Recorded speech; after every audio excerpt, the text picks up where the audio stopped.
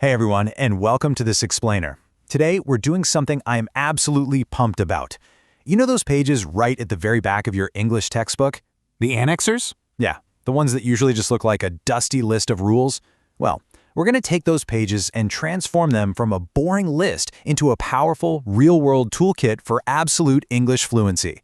We are literally going to look at the DNA of the language, and I promise you, by the time we're done here, you'll see English in a completely different light. So have you ever wondered why English words rarely sound the way they're spelled? I know that for a lot of us, learning English pronunciation can feel like trying to solve a massive, confusing puzzle. Like, why does put sound totally different from but? And why are some letters just completely silent? It's so frustrating, right? But hey, don't worry. It's not you. It's really just how the language is built. And today, we're going to break that puzzle down, bottom up, starting with the raw materials. All right, Section 1, the building blocks of sound. Okay, before we even talk about words, we got to talk about air, lips, and vocal cords. Let's treat these consonant sounds like a vocal warm-up, and I want you to actually practice this with me. So when you say the P sound like in pen or lip, you actually have to pop your lips. Do you feel that little burst of air? Now try the B sound in bun or cub. Put your hand right on your throat while you say it. Feel that vibration? Mastering English actually starts with physically feeling these tiny little differences.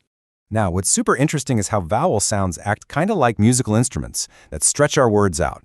Consonants are the hard stops, but vowels, they're the music.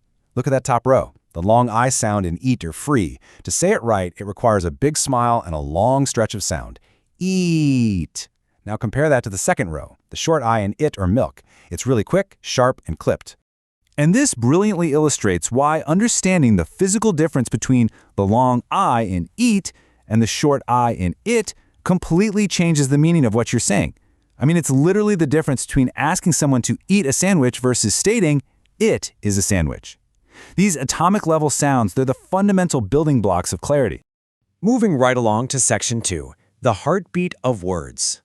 Let's see how these individual sounds build up into the rhythmic pulse of entire words. Think about it this way. Just like a human heartbeat has a very specific rhythm, lub-dub, lub-dub, English words have a word accent. That means one part of the word beats significantly louder than the rest. English is not spoken in a flat, robotic line. It has peaks and valleys. To really feel these syllabic divisions, I'm going to read these words aloud, and I'll exaggerate the capitalized syllables. I actually want you to physically clap on the stressed syllable with me. You ready? Abundant. Entertainment, mathematics. Did you catch that? Do you hear how that one specific syllable just jumps right out? That right there is the heartbeat of the word. So the crucial takeaway here is that putting the stress on that loud sep in receptionist is your ultimate secret to sounding naturally fluent.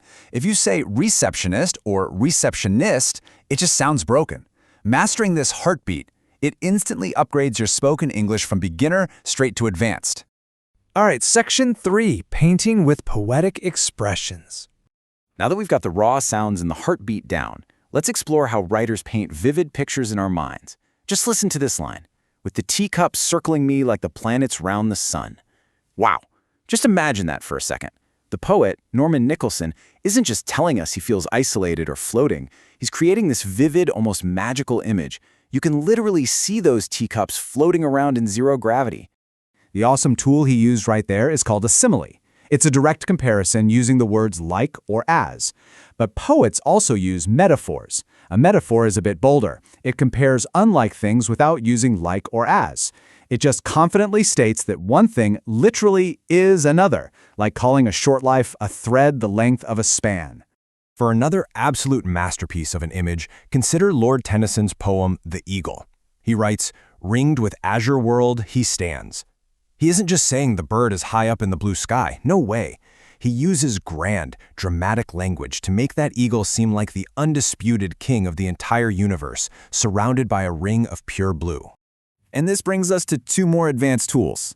Hyperbole is an extreme exaggeration to make an epic point, like when you say, "I've told you 1,000,000 times." And personification? That breathes actual life into non-living objects. So when Marina de Veligente writes, "A chain-link necklace chokes me now" to describe the land, she gives the earth the very human feeling of being choked. These tools turn basic, boring sentences into absolute art. Moving on to Section 4, navigating everyday language functions. Okay, so we've built the phonetic structure and painted the walls with poetry. Now let's see how this architecture actually functions out in the real world. Meet Manoj and Nirmala. They're just having a regular, everyday chat, and this brilliantly illustrates that all these grammatical rules, the sounds, the accents, they aren't just stuff you memorize. They are practical tools used for connecting with a friend, asking for a favor, or sharing an idea. We can actually inspect their dialogue like a mechanic inspecting a car engine. When Manoj says, "Would you please give me your science record book?" that phrase, "would you please," politely triggers a very specific language function, requesting. It's a social code. And because he used exactly the right code, it smoothly results in Nirmala responding with, "Sure," which perfectly executes the function of agreeing. That's exactly how conversational gears lock together. Finally, Section 5, Mastering the Listening Scripts. For our final section, we are totally flipping the script. See, half of fluency, and arguably the much harder half, is about actively processing what you hear. Those listening scripts at the back of the book aren't just reading exercises, guys. They are specifically designed to train your brain to catch crucial details in real time. It's exactly like tuning an old radio to catch a very specific frequency through all the static. So it's time to test your active listening radar right now. Imagine you hear a super fast-paced radio announcement detailing a music concert. Your brain has to filter out all the background noise and catch the core data. Who is playing? What are they playing? The Meiser brothers play what? If you're actively listening, your brain is going to instantly grab that missing piece of information. The absolute best way to practice this is to follow a mental checklist. Take the Unit 4 script, for instance. First, identify the context. Okay, it's a telephone conversation between Shreya and her father. Second, catch the subject. She needs to give a speech on Republic Day. Finally, extract the core fact. Her father explains that Republic Day is actually when we Indians got our Constitution. You are basically mining the conversation for pure facts. And that brings us right back full circle. We've looked at the pops of the consonants, the rhythm of the syllables, the magic of metaphors, and the real-world mechanics of a chat. These annexures aren't just back-of-the-book fillers to stress over. They are your literal blueprint for total fluency. So my empowering question to you is, now that you have the ultimate toolkit, what real-world conversation are you going to build next? Thanks so much for joining me on this explainer, and keep learning. Welcome to This Explainer. I'm putting on my veteran evaluator hat today, and we're going to dive into the exact mechanics of the Karnataka SSLC English exam, specifically Subject Code 31E. I'm going to show you exactly how to crack the objective sections without losing a single mark to those silly avoidable mistakes. Because let me tell you, when we sit down to evaluate thousands of answer scripts, we see the exact same traps catching brilliant students year after year. But not anymore. Here is our exam blueprint focus. 1. Cracking one-mark MCQs. 2. Mastering language functions. 3. Word accent and syllables. 4. Hacking figures of speech. And 5. The evaluator's final checklist. Part 1. Cracking one-mark MCQs, where easy marks disappear. When you're sitting in that exam hall and the official question paper lands on your desk, the stakes are incredibly high, and precision is literally everything. The board isn't just testing your English, they're testing your absolute attention to detail. Let's consider a real board question for question tags. Listen carefully. Students shouted in the classroom, blank. Your options are A, don't they? B, do they? C, didn't they? And D, did they? Can you spot the correct answer before my red pen comes out? Think about the tense of that verb. Now, this is a classic mark trap. The most common student mistake is to blindly guess don't they just because the word students is plural. But the official key answer demands option C, didn't they? Why? Because the verb shouted is in the past tense. Shout becomes do, but shouted dictates did. And since the statement is positive, the tag has to be negative. So it's didn't they? Always, always double check your verb tense. Let's tackle another guaranteed one-mark question that shows up all the time, identifying the infinitive. The sentence is, we sent a surveyor to survey your land so as to make a deed. How do you isolate the exact word the evaluator wants to see? Please don't fall into the trap of just writing down the root verb, like survey or make. The official board answer specifically requires to survey. The evaluator rule is incredibly strict here. We are always looking for the preposition to paired directly with the base verb to give you full marks. If you just write survey, you get a 0. It absolutely must be to survey. Part 2. Mastering language functions. connecting phrases to intent. You really need to memorize this high-yield table to instantly map discourse markers to their functions the second you read them. If a character says, "let me see," or "well," the function is gaining time. If they say, "he looks as you," they are speculating. "In conclusion" is obviously summing up. And if they say, "after all," or "look here," they're persuading. Keep this mental map locked and loaded, and you'll secure those marks in seconds. Part 3. Word accent and syllables, the formula for division.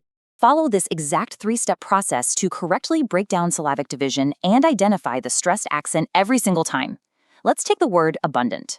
First, look at it. Second, sound it out to divide it into syllables. Bun, dunt. Third, identify where your voice naturally rises in volume and pitch. That's your stressed syllable. According to the board's annexure, it's bun. Abundant. Keep an eye on these specific multi-syllable words straight from textbook Annexure 5 because they are highly likely to appear in your exam. These are absolute evaluator favorites. Economics, entertainment, precaution, receptionist, understanding. Practice saying these aloud exactly with that stress and you won't get tripped up during the exam. Part 4. Hacking figures of speech. Instant identification. If you want to crack the poetry section, you need to remember the acronym SMPHS, S-M-P-H-S. This stands for simile, metaphor, personification, hyperbole, and synecdoche. These are the top 5 poetic devices officially listed in your syllabus annexure that we actually test for. Lock this acronym in right now.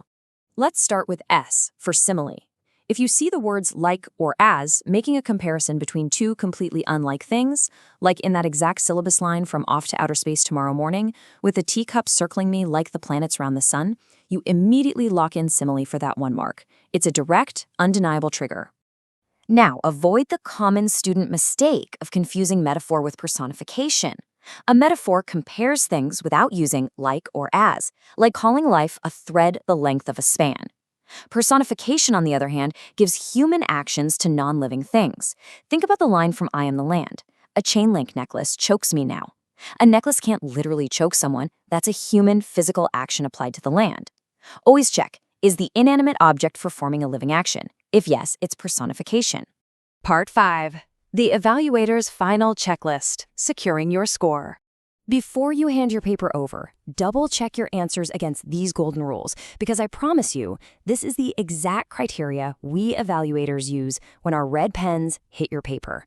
Did you match the past tense in your question tag? Did you include the to for the infinitive? Did you run your poetry questions through the SMPHS acronym? Have you mapped your conversational phrases to the discourse markers? If you've done all of this, your objective section is practically bulletproof. By mastering these evaluator secrets, you are fully equipped to use this blueprint and extract every single mark. But ask yourself, when the clock is ticking in that exam hall and the pressure is on, which of these hidden traps are you most likely to fall into if you lose focus for even 1 second?